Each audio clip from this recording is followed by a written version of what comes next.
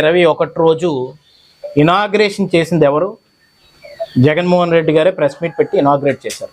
ఆ ప్రెస్ మీట్లోని నర్సీపట్నం పేరు ఎత్తలేదు ఆయన, అనకాపల్లి పేరు ఎత్తారు.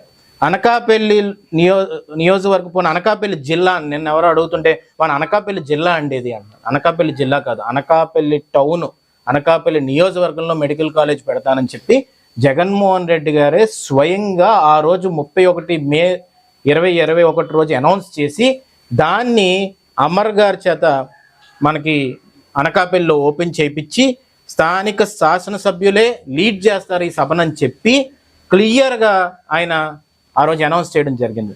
అయితే ఆ మూమెంట్లో అక్కడ గణేష్ గారు కూడా ఉన్నారు. మరి ఆయన లేకపోయి ఉంటే ఆయన తెలియపోవచ్చు, కానీ ఆయన కూడా ఉన్నారు అక్కడ, మీరు చూశారు. ఇప్పుడు అక్కడ ఎంపీ అప్పుడు సత్యవతి గారు సార్ మా అనకాపల్లి నియోజకవర్గానికి ఈ మెడికల్ కాలేజ్ ఇస్తున్నందుకు నాకు చాలా సంతోషంగా ఉందండి అని చెప్పి ఆయన చెప్పారు.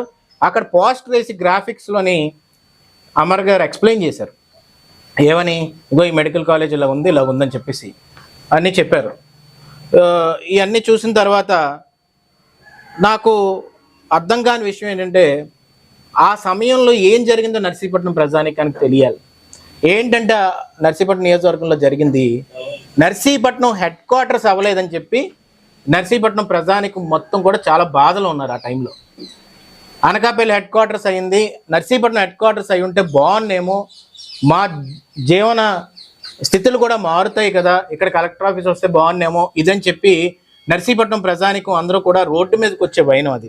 అలాంటి సమయంలో చాలామంది అనుకునేది ఏంటంటే, అయ్యన్న పాత్రుడు గారు ఎమ్మెల్యేగా ఉండి అయ్యన్న పాత్రుడు గారు కానీ తెలుగుదేశం ప్రభుత్వం ఉంటే నర్సీపట్నం హెడ్ క్వార్టర్స్ అయిపోయిదిరా, ఎందుకంటే ఆర్డీఓ బంగ్లాని అలాగే ఉంచాడు, తర్వాత అన్ని స్థలాలు కూడా అలాగే ఉంచాడు, మన హెడ్ క్వార్టర్స్ కోసమే కదా, సరైన నాయకత్వం మనం పెట్టుకోకపోవడం వల్ల జరిగింది అనేసరికి ఇది ఎక్కడ ప్రాబ్లం వస్తుందని చెప్పి దారుణమైన విషయం, కన్ఫ్యూజన్ అయిన విషయం ఏంటంటే, ఆ టైంలో అపోజిషన్ వాళ్ళు మనం మాట్లాడుతుంటే ఈయనేమో ర్యాలీ చేశాడు రోడ్డు మీద.